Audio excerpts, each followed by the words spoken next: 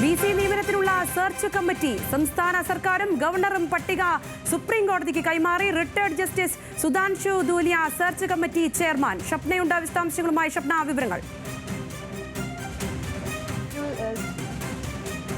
അതുപോലെ തന്നെ ഡിജിറ്റൽ സർവകലാശാല, ഈ രണ്ട് സർവകലാശാലയിലെ VC നിയമനവുമായി ബന്ധപ്പെട്ട് ഈ സെർച്ച് കമ്മിറ്റിയുടെ പട്ടിക നൽകാൻ സംസ്ഥാന സർക്കാരിനോടും ഗവർണറോടും കോടതി ആവശ്യപ്പെട്ടിരുന്നു. ഇതനുസരിച്ചാണ് 10 പേരുടെ പട്ടിക സംസ്ഥാന സർക്കാർ നൽകി. ഗവർണറും ഇതേ രീതിയിൽ പട്ടിക കൈമാറി. UGC അംഗങ്ങളായ ഒരാളെ നിയമിക്കണം എന്നും കോടതി നിർദ്ദേശം നൽകിയിരുന്നു. അത്തരത്തിലുള്ള പട്ടികയും ലഭിച്ച സാഹചര്യത്തിൽ ചെയർപേഴ്സണായിട്ടാണ് റിട്ടയർഡ് ജസ്റ്റിസിനെ നിയമിച്ചിട്ടുള്ളത്. ഈ ചെയർപേഴ്സണായിരിക്കും ഇനി സെർച്ച് കമ്മിറ്റിയുടെ ലിസ്റ്റ് തയ്യാറാക്കുക. 5 അംഗ കമ്മിറ്റിയാണ് ഇത്തരത്തിൽ സെർച്ച് കമ്മിറ്റിയായി വരുന്നത്.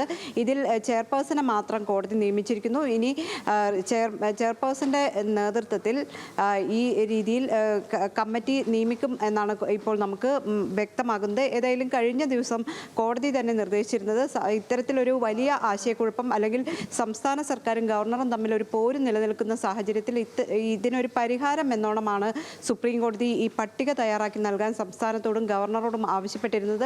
ഇതനുസരിച്ചാണ് ഇപ്പോൾ ഈ പട്ടിക കൈമാറുകയും കമ്മിറ്റിയുടെ ചെയർപേഴ്സണായി ചെയർപേഴ്സന്റെ നിയമനം മാത്രം നടത്തുകയും ചെയ്തിട്ടുള്ളത്.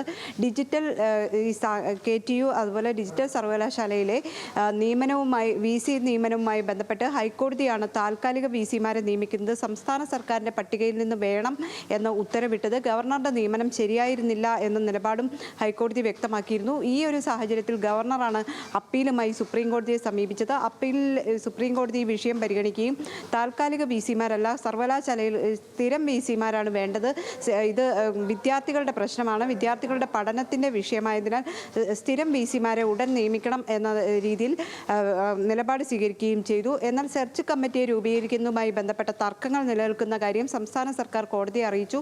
തുടർന്നാണ് ഈ പട്ടിക തയ്യാറാക്കി കോടതിക്ക് കൈമാറാൻ കോടതി തന്നെ നിർദ്ദേശം നൽകുകയും ഇതിനൊരു പരിഹാരം നിർദ്ദേശിക്കുകയും ചെയ്ത് ഇതിൻ്റെ അടിസ്ഥാനത്തിൽ ഇപ്പോൾ ചെയർപേഴ്സണെ നിയമിച്ചിരിക്കുന്നു. ശരി ഷപ്ന, വ്യക്തമാണ്.